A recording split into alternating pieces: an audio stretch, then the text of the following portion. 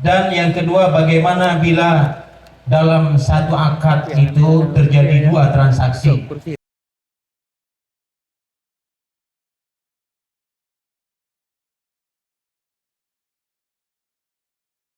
Kemudian selanjutnya, bagaimana apabila dijual satu barang dua akad? Nah, penan. Satu akad dua harga yang dimaksud. Yang dimaksud akadnya satu, harganya dua. Tapi yang gekun buno bagaimana?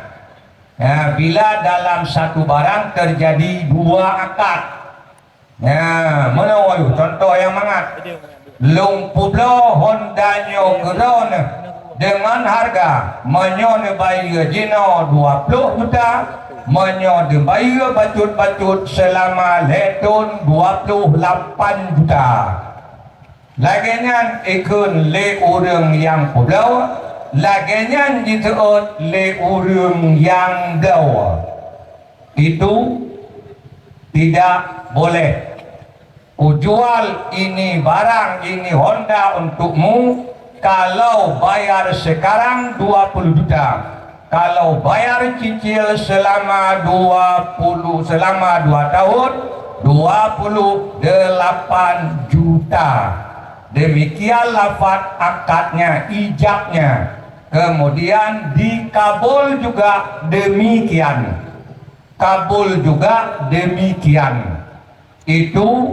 Itu sepakat ulama tidak boleh. Apabila ijabnya demikian, tapi dikabulnya satu daripada dua. Kan orang yang publo, lung publo kedana, Hondanya, menyo nebayar jino 20 juta, nebayar cicil selama 2 tahun, 28 juta.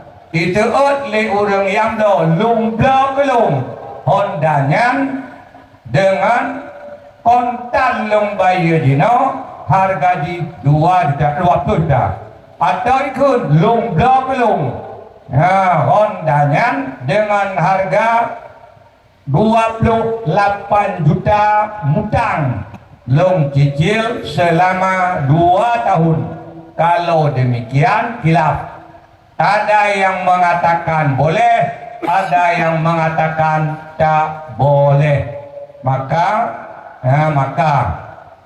supaya pekerjaan kita itu lurus, tak ada yang mengatakan tak boleh, janganlah membuat akad seperti itu.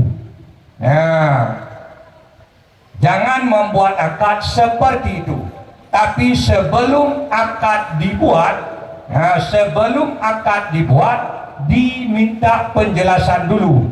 Kalau aku membeli Honda itu, bila cash berapa harganya? Kalau utang selama 2 tahun, berapa harganya? Tanyakan dulu. Setelah si penjual empunya mengatakan, kalau bayar sekarang harganya 20 juta. Kalau utang 2 tahun, 28. Kalau utang 5 tahun, 35. Ya, itu penjelasan, belum akad. Kemudian baru dibuat akad. Mana yang kita pilih? Dipilih cash, dipilih utang 2 tahun, atau dipilih utang 3 tahun, atau setahun, baru kita membuat akad. Saya beli Hondamu itu untuk saya, dengan harganya 28 juta hutang selama 2 tahun. Saya jual. Kata si penjual, itu silakan. Boleh. Mulanya tak dibuat akad dulu, tanyakan dulu, minta penjelasan dulu. Kalau saya hendak membeli Honda itu, cashnya berapa? Kalau utang setahun berapa? 2 tahun berapa? 3 tahun berapa? Total bayarannya. Kemudian baru dibuat akad.